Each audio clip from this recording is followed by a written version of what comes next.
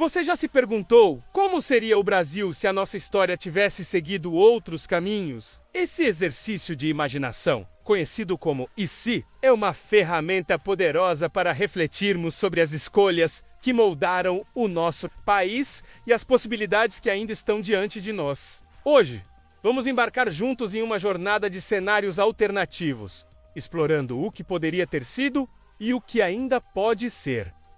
Comecemos pelo início da colonização. E se o Brasil não tivesse sido colonizado por Portugal? Imagine que fossem os franceses ou os ingleses a desembarcar primeiro em nossas terras. A língua que falamos hoje poderia ser completamente diferente. Talvez as nossas cidades tivessem outra aparência, inspiradas em estilos arquitetônicos distintos. A música brasileira, em vez de nascer da mistura entre o português, os povos indígenas e os africanos, poderia ter recebido influências do jazz norte-americano ou do folclore francês. Nossa identidade seria outra, com símbolos culturais diferentes, mas igualmente fortes. Agora, vamos pensar no ciclo econômico. O Brasil foi construído em cima de ciclos. O pau-brasil, a cana-da-cacar, o ouro, o café, até chegar à industrialização e ao agronegócio. Mas e se o país tivesse investido cedo em ciência e tecnologia? Imagine se, em vez de depender tanto da exportação de matérias-primas, tivéssemos criado uma cultura de inovação desde o século XIX. Talvez hoje o Brasil fosse conhecido como uma potência tecnológica comparável ao Japão ou aos Estados Unidos, exportando softwares, patentes e descobertas científicas para o mundo. Nossos jovens não precisariam sair do país em busca de oportunidades, porque as grandes empresas de inovação estariam aqui mesmo.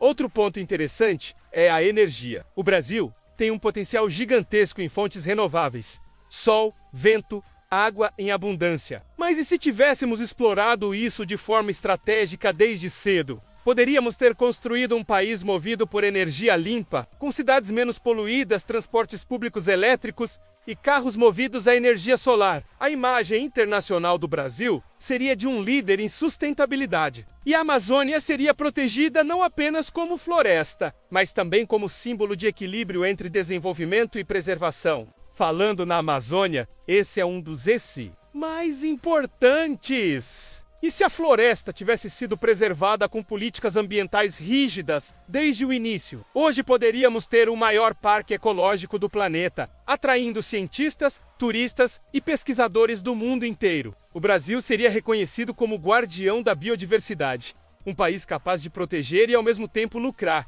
com a natureza de maneira responsável. Talvez até a nossa economia fosse diferente, baseada em biotecnologia, fármacos naturais e turismo sustentável, em vez de desmatamento e exploração predatória. Mas o "e se" também pode ser aplicado à educação. E se todas as crianças brasileiras tivessem acesso a escolas de qualidade, professores valorizados e oportunidades de aprendizado iguais? O Brasil poderia ter se tornado referência em desenvolvimento humano. A desigualdade social seria bem menor.